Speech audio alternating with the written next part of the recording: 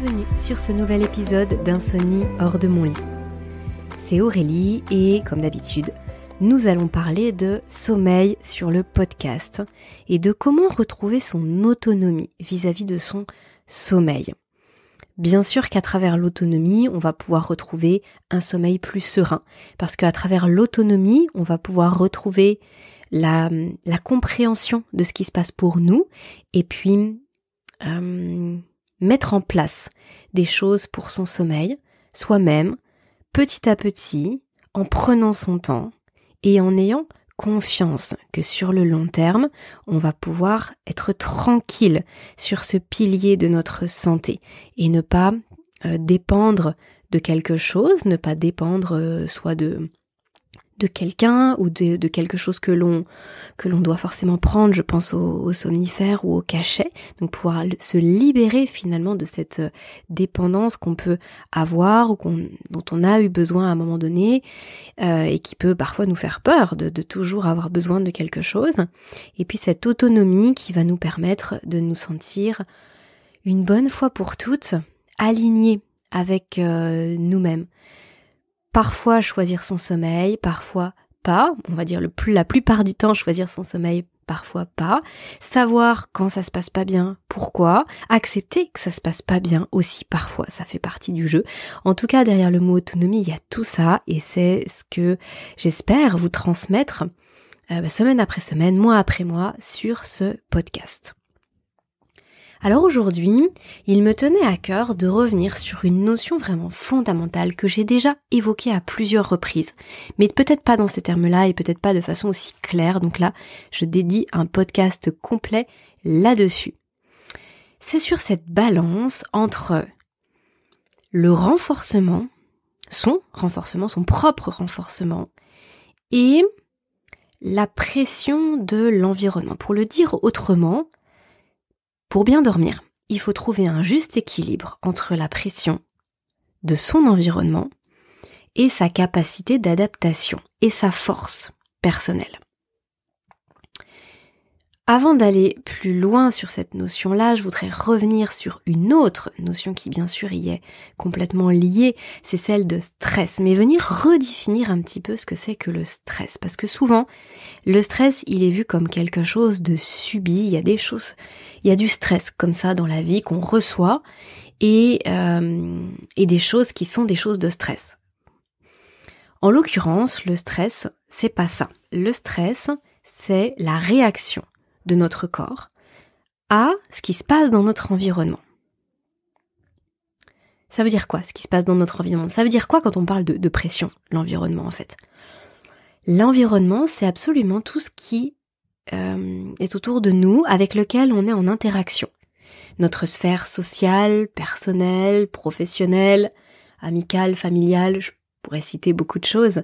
Si on est dans un club de sport, peu importe ce qu'on fait, peu importe les gens qu'on côtoie, notre environnement aussi physique, c'est-à-dire notre maison, le lieu où on vit, notre ville, plus largement, notre pays aussi, est-ce que dehors il fait beau, est-ce qu'il fait pas beau, bref, tout ce qui est autour de nous. Ça, c'est notre environnement. Ce qu'on appelle pression de l'environnement, c'est les interactions avec cet environnement, en tout cas, les obligations engendrées par cet environnement, par le lien avec cet environnement, puisque nous vivons dans un environnement. On ne peut pas vivre sans environnement, ça n'existe pas. Donc c'est pas est-ce que je dois vivre ou pas dans un environnement, ça n'a pas de sens, c'est je vis forcément dans un environnement, je dirais même plus que on est intrinsèquement lié à notre environnement, ça fait partie de nous, on fait partie de lui. Par contre, la façon dont on va interagir avec cet environnement, va générer des choses. Ce que notre entourage, ce que notre environnement va nécessiter comme capacité d'adaptation pour nous, va être plus ou moins intense. Et change aussi en fonction de notre évolution de vie, en fonction de nos choix de vie. Donc par exemple, je vis dans un pays où il fait très très très froid, ou à l'inverse très très très chaud. J'ai 4 enfants, j'enchaîne 2 jobs pour finir les fins de mois. je vis dans une ville extrêmement polluée, bruyante, il n'y a jamais de soleil, mon environnement, il est difficile pour moi à gérer. C'est-à-dire que les stimuli que je vais recevoir de mon environnement, ils vont nécessiter pour moi beaucoup d'adaptation, beaucoup de capacité d'adaptation. Il va falloir que je m'y adapte sans cesse et que je sois sans cesse dans la dépense d'énergie, et une grosse énergie, pour faire face à tout ce qui m'arrive. C'est ça la pression de l'environnement. Parfois la pression de l'environnement, elle est beaucoup plus faible. Par exemple, j'ai un enfant qui maintenant est plutôt grand, je fais un job à mi-temps, j'habite en plein milieu de la montagne, mon travail je l'adore, ma famille je l'adore. Là la pression de l'environnement elle est quand même plus faible. Y a moins de choses qui nous pèsent lourdement sur nos épaules. Ça veut pas dire qu'on n'a pas d'interaction avec notre environnement, bien sûr, comme je l'ai dit, c'est inéluctable, on fait partie de notre environnement, mais ce que ça va demander pour moi, ce sera plus gérable, ce sera plus facile. Donc derrière pression de l'environnement, il peut y avoir une pression faible, il peut y avoir une pression forte, une pression très forte, ou voire même une pression trop écrasante. C'est ça la pression de l'environnement. Et du coup, ça nous renvoie à cette notion de stress sur laquelle je démarrais, parce que le stress, ce n'est pas tant notre environnement que la capacité qu'on a à gérer les choses de notre environnement. Le stress, c'est la capacité de mon corps à m'adapter. Donc ça peut pas être ni bon ni mauvais. Il n'y a pas de bon ou de mauvais stress. Il y a mon corps qui s'adapte. Par contre, ce qui peut être, d'une certaine façon, bon ou mauvais, même si j'aime pas vraiment ces mots-là, mais en tout cas, ce qui peut être ok ou ce qui peut être trop, délétère, négatif d'un point de vue énergie et a fortiori d'un point de vue sommeil, ça va être quand l'adaptation vis-à-vis de mon environnement dépasse ma capacité adaptative. Par exemple, l'exposition au froid. Bon, à titre personnel, moi, Aurélie Montin, ma capacité d'adaptation au froid, elle est limitée. Elle est très très limitée. C'est-à-dire que quand il fait 20 degrés, je vais pas dire qu'il fait chaud. Je vais au mieux dire qu'il fait bon. Mais je vais vite trouver qu'il fait pas si chaud. Même dans la maison, 20 degrés, si je reste 1 heure assise à travailler, je vais trouver que c'est pas suffisant. Mon corps n'a pas une grande capacité d'adaptation au froid. Donc ça veut dire que un environnement de 20 degrés pour moi, je vais le ressentir comme une pression, je vais le ressentir comme une nécessité de déployer beaucoup de ressources. Mon corps ne va pas être dans cette zone de confort pour lui, ça va nécessiter de l'adaptation, ça va nécessiter de l'effort en fait. Donc c'est pas tant la température qui pose problème, c'est la façon dont je viens interagir avec cette température, parce que pour une autre personne, 20 degrés, c'est presque trop chaud. J'ai une amie là chez qui j'étais il y a peu de temps, chez elle il fait 16 degrés et elle trouve ça parfait, et quand elle vient dans un endroit où il fait 18-19, elle trouve ça presque trop chaud. C'est-à-dire que pour elle, sa relation au froid est différente. Donc forcément, si elle est dans une pièce à 20 degrés, elle ne va pas être en dehors de sa zone de confort vis-à-vis du froid, c'est tout à fait ok. Peut-être même elle que ce sera l'inverse, et elle sera dans sa zone de confort vis-à-vis du chaud. Mais pour rester dans un exemple simple avec le froid, elle sera tout à fait bien, son corps ne va pas mobiliser de ressources particulières pour se réchauffer, et elle ne va pas dépasser sa capacité d'adaptation vis-à-vis de cet élément de son environnement. Donc ça veut dire que pour elle, la pression de son environnement par rapport à ce point-là particulier, ce sera rien en fait. Alors que pour moi, ce sera un peu plus fort. Donc c'est jamais l'élément en tant que tel, c'est toujours la relation avec son élément. Quelqu'un qui a l'habitude de parler en public, qui a l'habitude de faire un rapport devant 20 personnes, ça ne sortira pas de sa zone de confort de faire un énième rapport de plus devant peut-être 22 personnes, parce que finalement, cette personne sera habituée. Par contre, quelqu'un qui est très introverti, avec beaucoup de ressenti de timidité, Bien, juste faire un rapport devant son boss, par exemple, ou devant 2 personnes, ça va lui demander de déployer beaucoup de ressources. Et donc là, cette personne ressentira une pression beaucoup plus forte. Et donc elle se dira plus stressée. Mais parce qu'effectivement, son corps va devoir s'adapter plus, parce qu'elle va dépasser sa capacité d'adaptation initiale. Qui dit nécessité de s'adapter, qui dit situation ressentie comme stressante. Encore une fois, c'est pas la situation en tant que telle, c'est juste que nous, on la vit comme ça. Dit production de cortisol. Vous vous souvenez, le cortisol, c'est notre hormone de l'éveil, c'est notre hormone de la vigilance, de l'éveil en tout cas qui nous met en interaction avec les autres aussi, qui permet ça, qui nous met en vigilance par rapport à notre environnement proche, à ce qu'on fait, etc. Et quand on va être soumis à une pression quelconque de notre environnement, eh bien on va produire plus de cortisol. Mais pas que, on va produire aussi d'autres hormones, justement de l'hypervigilance. Je pense à l'adrénaline, la noradrénaline, qui peuvent être produites en grande quantité en fonction de ce qu'on ressent de la situation. Tout ça, ça vient mettre notre système nerveux en mode guirlande électrique de Noël. Ça vient nous mettre en hypervigilance lorsque c'est répété. Nous sommes faits pour... Quand je dis nous sommes faits, c'est d'un point de vue physiologique. D'un point de vue biologique, nous sommes, entre guillemets, designés pour gérer les stress très intenses, mais courts. Je reviens sur cette notion de flight or fight. Lorsqu'on parle de stress, lorsque notre corps il est soumis à un stimuli important, on va soit fuir, en tout cas notre corps est conçu pour ça, soit fuir pour échapper au danger, soit se battre à nouveau pour échapper au danger. Dans les deux cas, si on se bat et qu'on échoue, on n'est plus là. Si on veut s'enfuir mais qu'on échoue, on n'est plus là.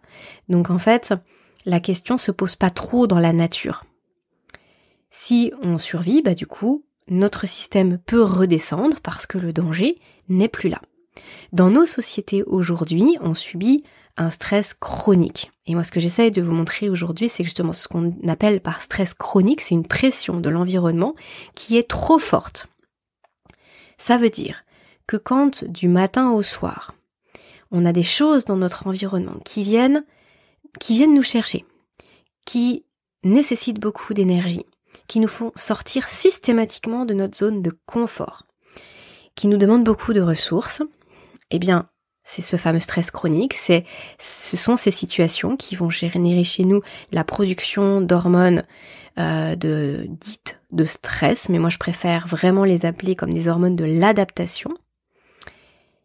Et pourquoi c'est problématique ? Eh bien parce que notre corps n'a pas d'interrupteur on-off à partir du moment où lui, il ne voit pas la fin. C'est-à-dire que quand tous les jours se ressemblent et que tous les jours nous sommes subis à une pression de l'environnement trop importante pour nous, notre cerveau ne voit pas d'issue. Donc il se dit qu'on est sans cesse en prise et il faut sans cesse produire ces hormones-là. On se retrouve donc en hypervigilance. Notre cerveau est en hyperactivité tout le temps.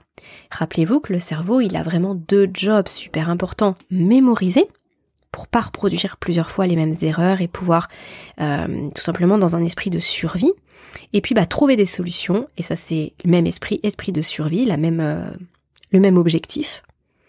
Trouver des solutions. Donc si chaque jour on se retrouve dans une situation où en permanence on doit mémoriser des choses qui nous semblent très très importantes au regard de notre vie, trouver des solutions et qu'on est sans cesse en prise, eh bien le corps ne s'arrête pas de produire toutes ces hormones. Il nous maintient dans cet état qui, pour lui, nous permet de survivre. C'est un état salutaire, c'est un état de survie. Le stress, c'est ça, c'est un stress, c'est cette réaction en fait du corps. Et surtout, ce que je voulais dire, c'est que c'est plus global que simplement est-ce que j'ai trop de travail à mon bureau ? C'est vraiment qu'est-ce qui se passe physiquement, qu'est-ce qui se passe au niveau physiologique, qu'est-ce qui se passe au niveau charge mentale, qu'est-ce qui se passe au niveau émotionnel. Le stress émotionnel est aussi très important. Donc c'est toutes les facettes de notre vie qui sont mobilisées lorsqu'on parle de stress, de situations stressantes, de pression de l'environnement. Parfois, c'est vraiment trop. C'est-à-dire que si on se retrouve en plein milieu d'une ère glaciaire qui fait -50 dehors, on a beau être habillé, on a beau plein de choses, trop, c'est trop. En fait, notre corps ne pourra pas lutter contre cette pression de notre environnement qui dépasse toutes nos capacités adaptatives, quelles qu'elles puissent être. Si, par exemple, demain, physiquement, vous vous retrouvez en combat avec une personne qui fait 2 fois votre poids, 2 fois votre taille, qui est armée jusqu'aux dents et vous êtes là juste avec une fleur dans chaque main, trop c'est trop en fait. Votre corps, la pression de l'environnement sera trop forte, votre corps il va subir, il sera affaibli en fait. Par contre, parfois, la pression de l'environnement n'est pas si importante que ça. Elle n'est pas si significative au point de nous faire basculer dans une hyper vigilance et une situation de stress chronique. Peut-être que ça a pu l'être, mais que ça l'est plus aujourd'hui, et que notre cerveau n'a pas switché, en fait, n'a pas fait cette redescente, comme s'il était resté en mode hypervigilance, comme ça avait pu être le cas il y a 1 an, il y a 2 ans, il y a 10 ans. Il est resté dans cette zone d'inconfort qui est devenue sa zone de confort et il ne sait plus fonctionner autrement.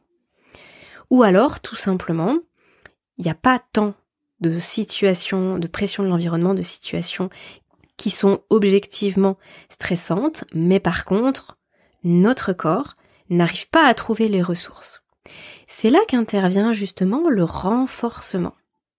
À un moment donné, on ne peut pas non plus tout mettre sur le dos de l'environnement. On ne peut pas blâmer tout ce qui nous entoure, on ne peut pas blâmer perpétuellement notre vie.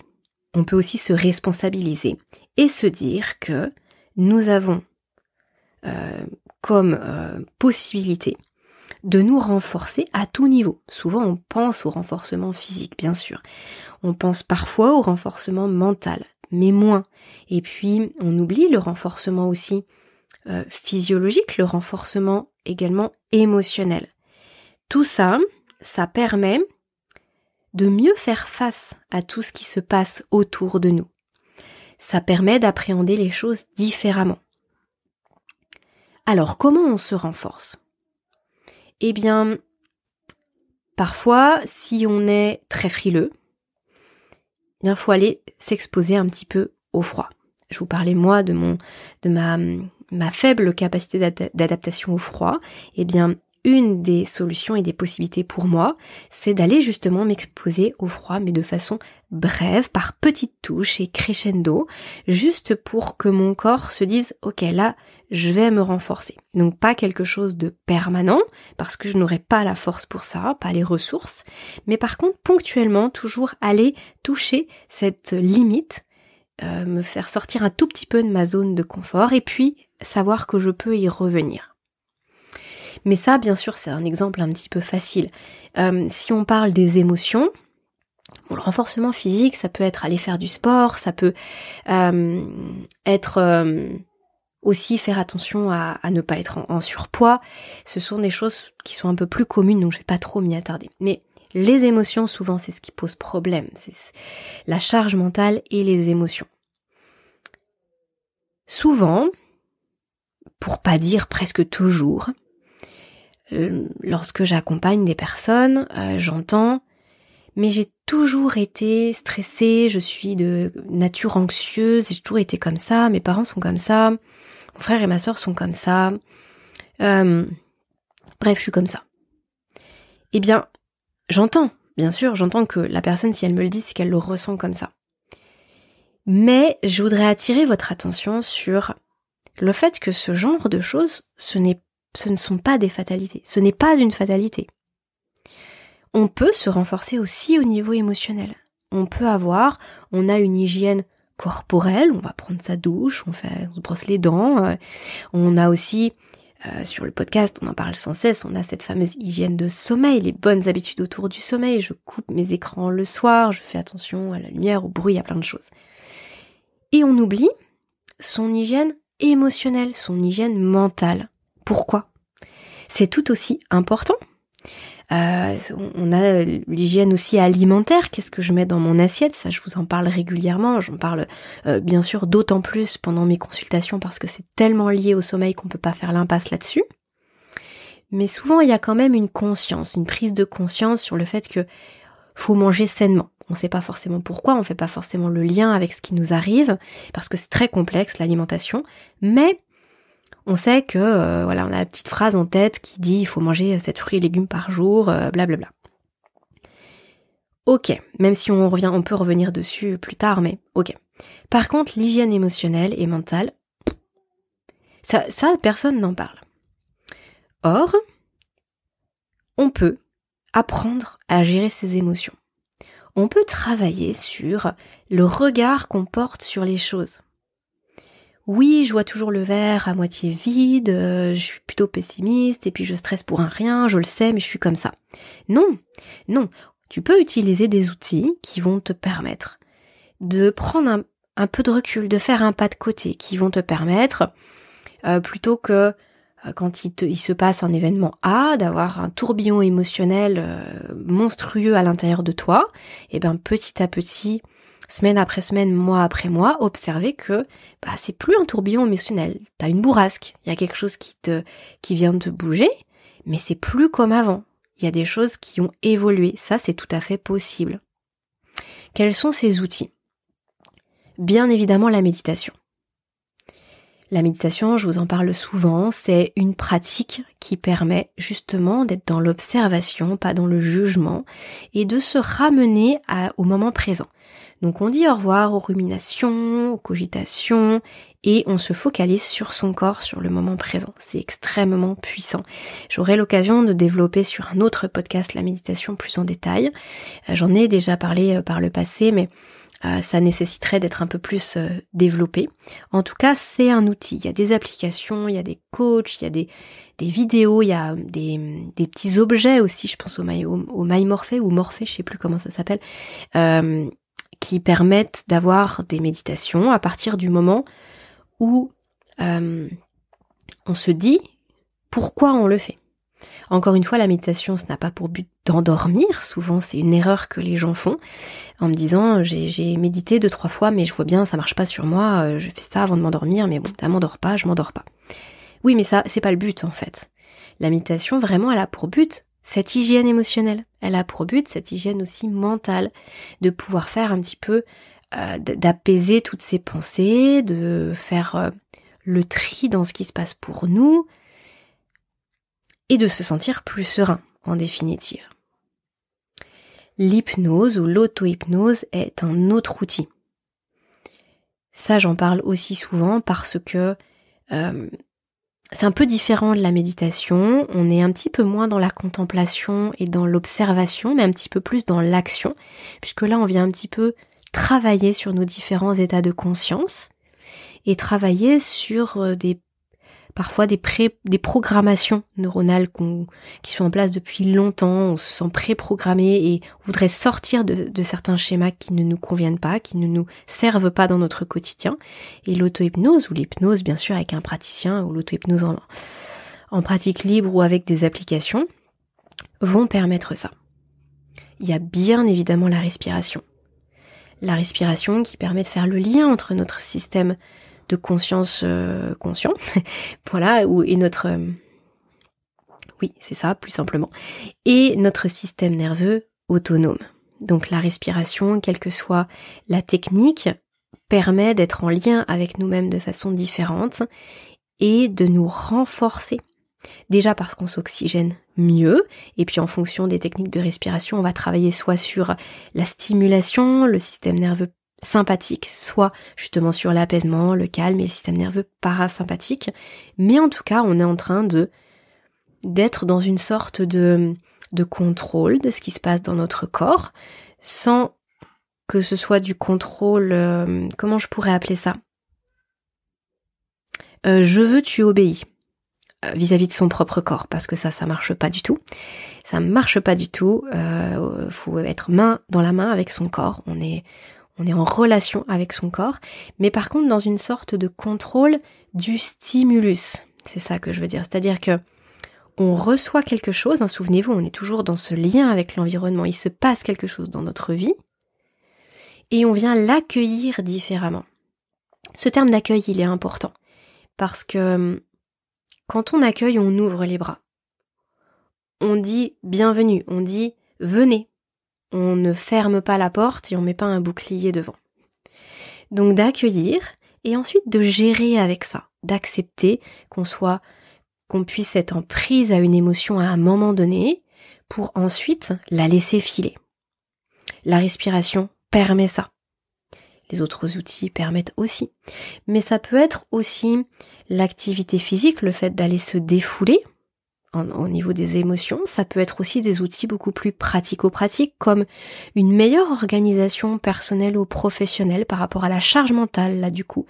Moins par rapport à l'émotionnel, mais par rapport à la quantité de travail qu'on peut avoir, parce que parfois on peut avoir une quantité de travail astronomique sans que ça génère chez nous une émotion particulière, sauf celle de j'aurai pas le temps de tout finir. Donc peut-être qu'une réorganisation personnelle ou professionnelle peut aider, avec des outils très spécifiques sur des applications, un système d'organisation, avec des to-do list, avec des petits carnets, avec sur le téléphone, enfin bref.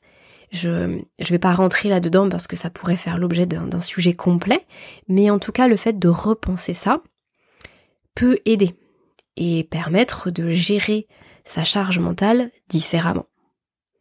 Il y a aussi un outil qui est très très puissant. C'est à la fois un outil de renforcement et à la fois un outil qui fait baisser aussi la pression de l'environnement. C'est pour ça qu'il est d'autant plus intéressant et qui va avoir d'autant plus d'impact dans vos vies.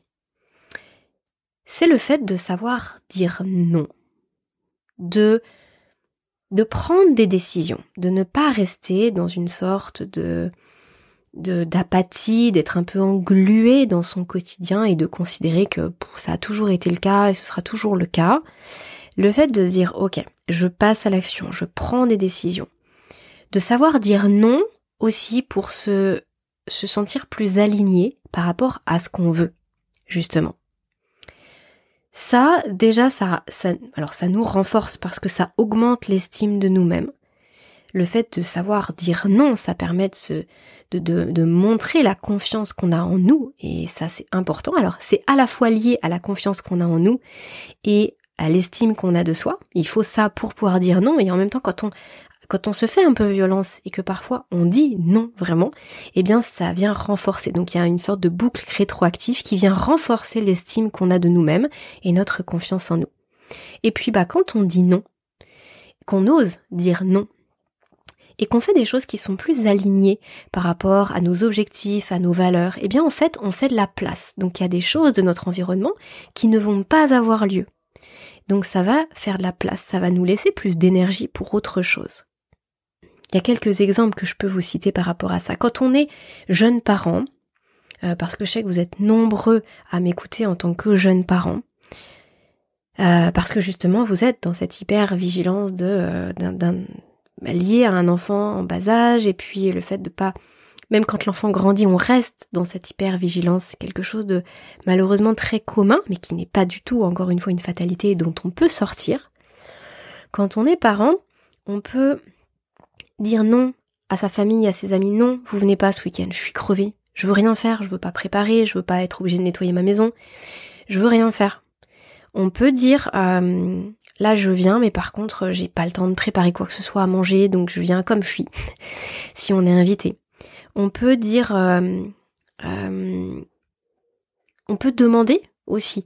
Savoir demander, ça fait aussi partie de ce processus-là qui peut vraiment aider. On peut demander de l'aide, on peut pendant 6 mois, par exemple, faire intervenir une femme de ménage à la maison pour nous soulager.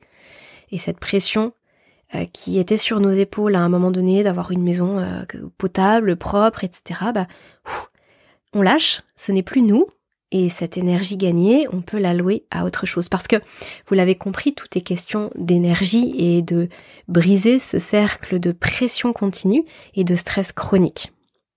À partir du moment où on gagne de l'énergie, on peut l'allouer à soi-même et donc à son repos. Ça paraît tout bête de dire ça, si on a de l'énergie, on a toujours envie de la dépenser. Mais en réalité, lorsque on évite de faire quelque chose, qu'on a dit non, qu'on a demandé de l'aide, qu'on a fait une chose plutôt qu'une autre parce qu'on est plus aligné, donc ça nous demande moins d'efforts, eh bien, cette énergie gagnée, on peut aussi juste la garder, justement pour son propre corps, et prendre ce temps de repos, qui sera une ressource pour le corps, qui va permettre d'abaisser les productions hormonales de l'hypervigilance, de calmer le système nerveux, et de se ressourcer et d'aller mieux et de mieux dormir. Donc vraiment, cet outil qui agit à la fois sur la pression de l'environnement et sur son renforcement personnel, il est pour moi précieux. Donc, finalement, c'est un peu un outil multiple, c'est un petit couteau suisse. Donc le fait de savoir dire non, de prendre des décisions, de pas juste se dire qu'on le fera plus tard, et puis d'être aligné avec ses propres valeurs, et donc de se respecter d'une certaine façon dans ses objectifs et dans ses choix. Pour récapituler un petit peu tout ça,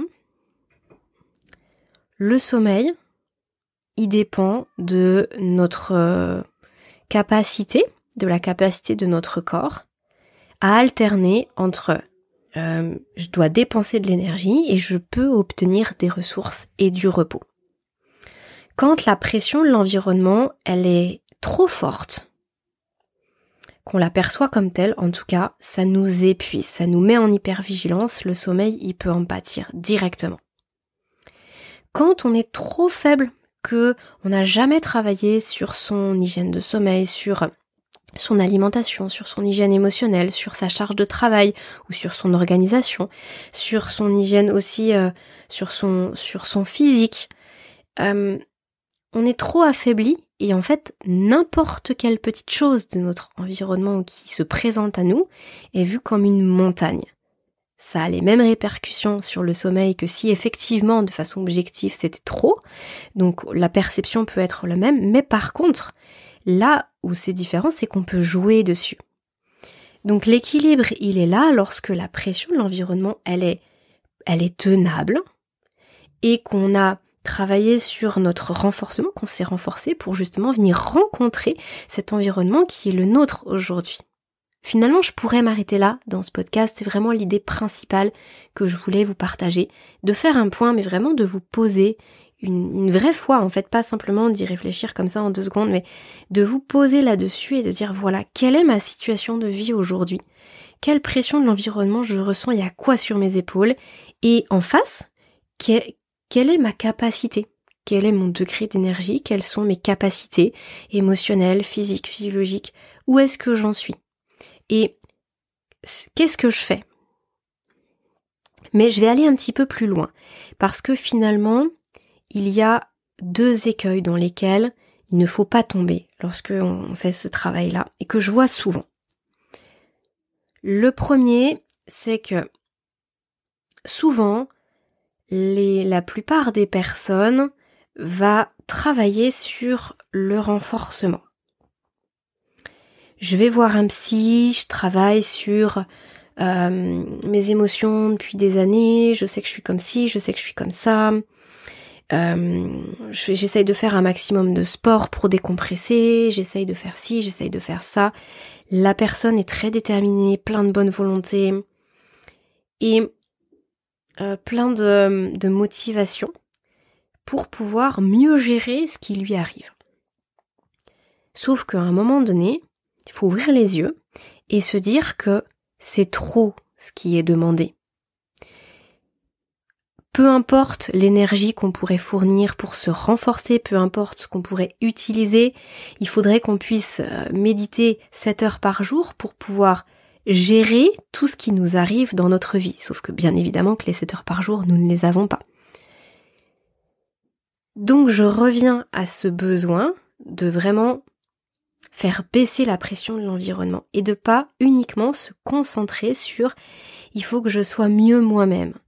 Oui, c'est intéressant de se renforcer, je l'ai dit, c'est sûr. Mais quel temps on peut allouer à ça ?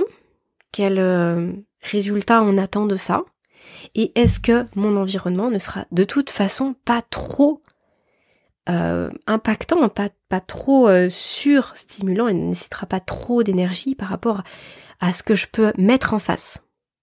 Et ça se traduit souvent par des gens qui petit à petit vont perdre confiance en eux parce qu'ils vont se dire mais avec tout ce que je mets en place, je m'emploie à faire plein de choses, j'ai des routines dans mon quotidien et j'ai pas les résultats escomptés. Oui mais non, parce qu'en fait ce n'est pas des robots et là tout ce que tu veux faire dans ton quotidien ou qui t'est imposé par ton quotidien, c'est trop. Donc je reviens à cet outil essentiel de faire un tri parfois dans sa vie, de savoir dire non, ça peut être des petites choses mais qui vont laisser de l'espace. L'autre écueil que je constate souvent, c'est que certaines personnes vont justement baisser un petit peu la pression de leur environnement, en tout cas venir économiser un petit peu d'énergie sur certains endroits, sur certaines choses de leur vie. Mais par contre, elles vont le réutiliser ailleurs directement. Donc par exemple, je dis, pour reprendre l'exemple que j'ai cité tout à l'heure, mais je dis non, ne venez pas me voir ce week-end parce que je suis crevée, parce que j'ai un bébé qui pleure toute la nuit, c'est compliqué pour moi.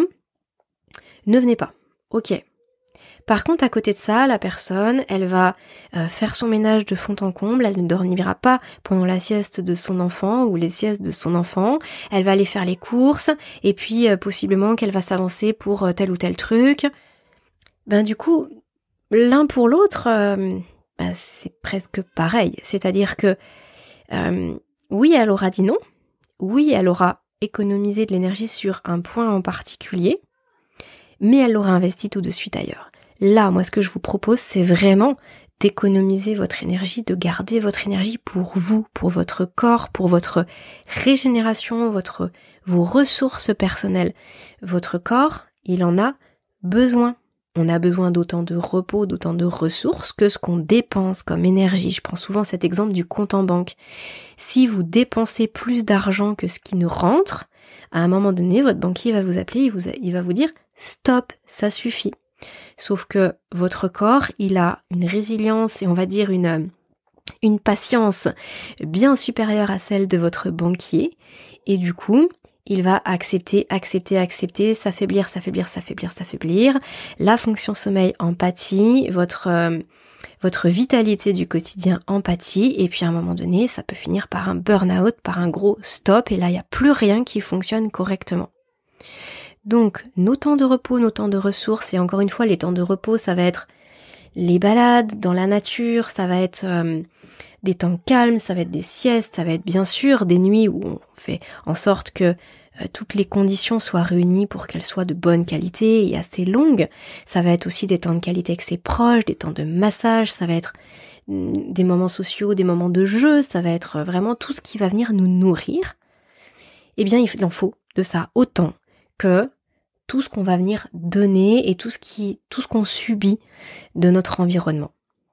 Et encore une fois, pour l'avoir vécu, eh bien parfois ça prend du temps pour pouvoir se retrouver un petit peu d'énergie. On va avoir l'impression de baisser drastiquement la pression de son environnement et puis qu'il se passe rien.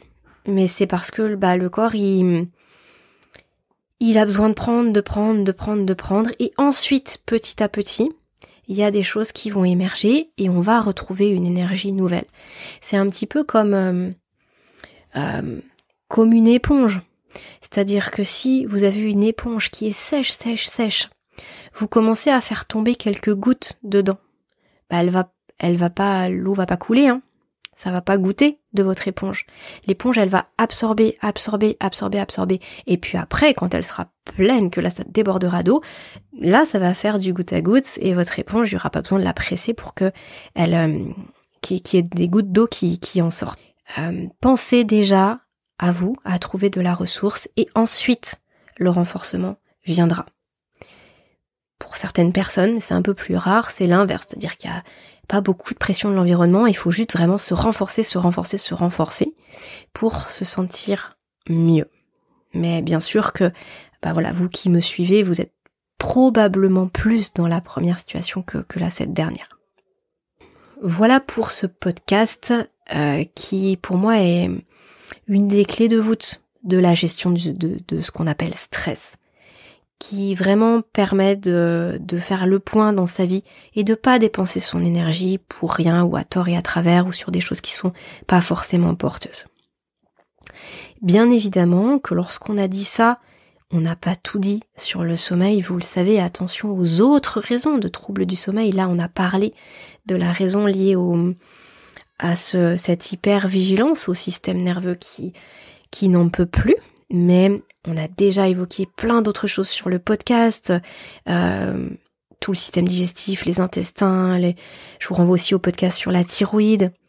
Il y a d'autres choses qui font que voilà, notre pression de l'environnement ou notre renforcement, il a pas forcément besoin d'être modifié à l'instant T, mais par contre, il y a peut-être des choses qui par le passé nous ont affaiblis et qui ont mis notre thyroïde en vrac, nos surrénales en vrac, nos intestins en vrac, etc. Ou voilà, vraiment une alimentation qui a été désastreuse pendant des années, comme j'ai pu le vivre à titre personnel, et qui a endommagé beaucoup de choses, et qui a des répercussions sur cette fonction sommeil. Donc, pas laisser de côté les autres pistes, mais en tout cas, cette notion de stress était pour moi à redéfinir, et je vous invite à trouver votre équilibre entre cette pression de votre vie, de votre environnement et vos capacités propres.